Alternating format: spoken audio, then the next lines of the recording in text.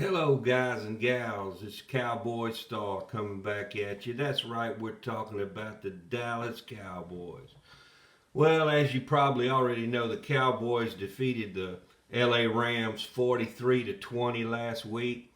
It was a good game in all three phases for the Cowboys. Dak Prescott had a really nice game, as well as 11 or 12 catches, I believe it was, for CeeDee Lamb. So the connection from Dak Prescott to CeeDee Lamb was on point last week, and we got to keep that up this week against the dreaded Eagles, who the Cowboys face this coming Sunday.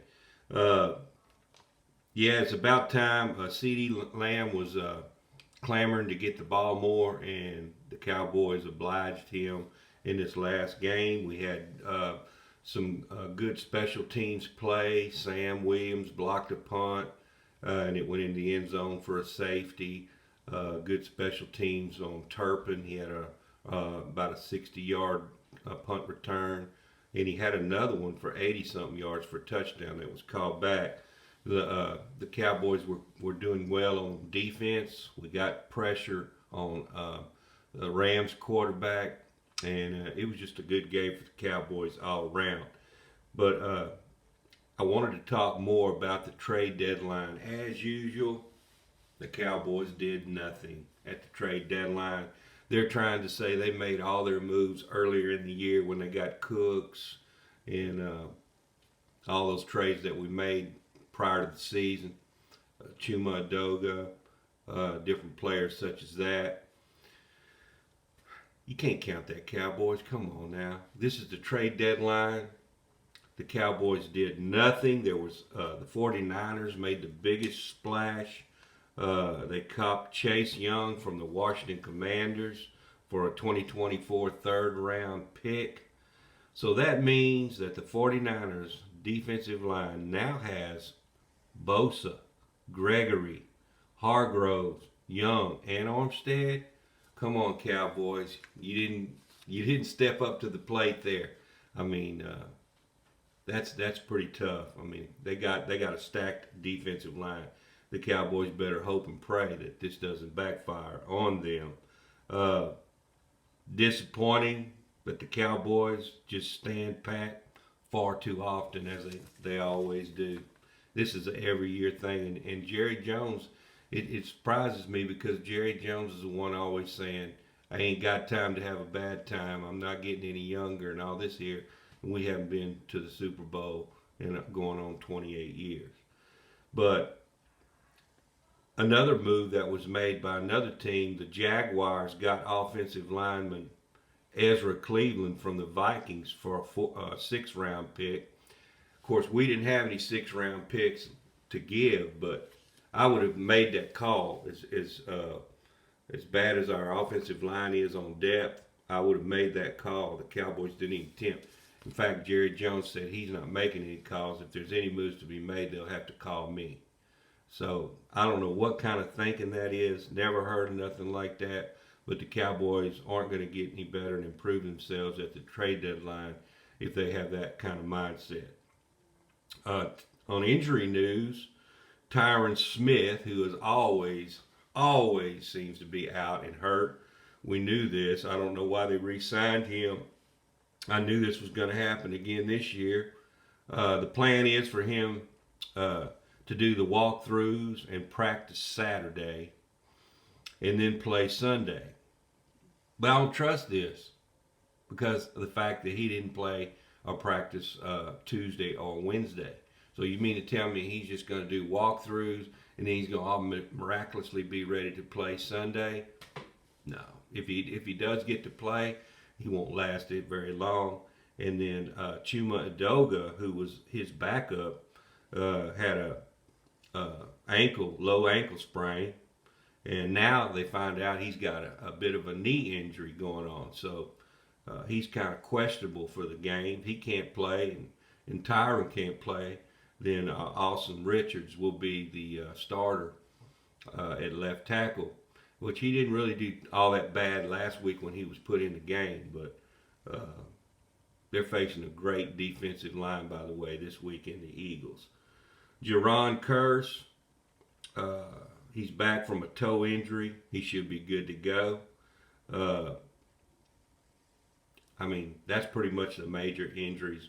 Uh, Michael Gallup was out most of this week's practices with an illness, but he should be good to go also. Now, as you probably heard, the Raiders have fired their head coach, Josh McDaniels, and the question is arised by a lot of Cowboys Nation. Will Dan Quinn be going to the Raiders in the offseason as their new head coach? Uh, Man, I sure as hell hope not. I mean, we need Dan Quinn to stay at least as defensive coordinator, if not head coach next year. Depends on how the Cowboys do the remainder of this season. If Mike McCarthy lays an egg the rest of the season and the Cowboys don't make it to at least the NFC Championship game, I could see Jerry Jones making a change and going to Dan Quinn, just to keep him from getting snapped up by the Raiders. Is this a job that Dan Quinn would covet to go to, the Raiders? I'm not so sure, because that organization is it's a dumpster fire right now. I mean, there's a lot of turmoil going on with the Raiders, and just don't see that happening. But you never know. They might make him an offer he can't refuse. On the running game of the Cowboys, I did want to touch on this. Tony Pollard, he has not produced too much this season. Mostly, I think it's due to the O-line inconsistencies that the Cowboys have had and seem to have had the last couple of years. Let's see, he had let's see what he had last game. He had 53 yards and like 4.4 yards a carry, which was a little bit better than what he has been doing. But he just hasn't had that breakout game. Rico Dowdle's probably going to get a few more carries this week also than he has been getting. We got to get him going. That's going to only make the pass game better for the Cowboys if we can get Tony Pollard going like he was in stints last year. You know, a lot of people said they didn't know if Tony Pollard could be the starting running back. He did so well as a backup, and a lot of players are built that way. They're just better backups than they are starters, for some reason or another. So if Tony Pollard doesn't do it this year, it remains to be seen if he will be a Cowboy next year, because he's only on that 1 year, $10 million deal that he signed the tag on. So they can walk away from Tony Pollard after this year if they're not happy. So I don't think he's the same running back since he had that broken ankle last year, so broken leg or whatever it was. So it remains to be seen. On a final positive note, I wanted to mention that one Brandon Aubrey has been selected NFC Player of the Week. I'm telling you, this kid has not missed a field goal yet. I think he's kicked like 15 straight field goals.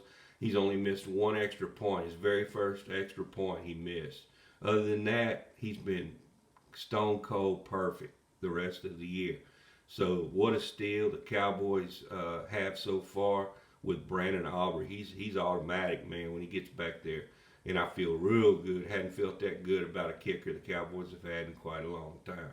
Don't forget to subscribe to the channel. I do appreciate that. And leave a comment. Let me know what you think about these Cowboys and not doing anything at the trade deadline. Hopefully the Cowboys can continue this good play against the Philadelphia Eagles. It's not going to be easy. The Eagles are a really good team, but I think the Cowboys could take this game. Remains to be seen what's going to happen. Stay tuned. We'll be back if anything breaks. With that being said, have a great weekend. I'm out.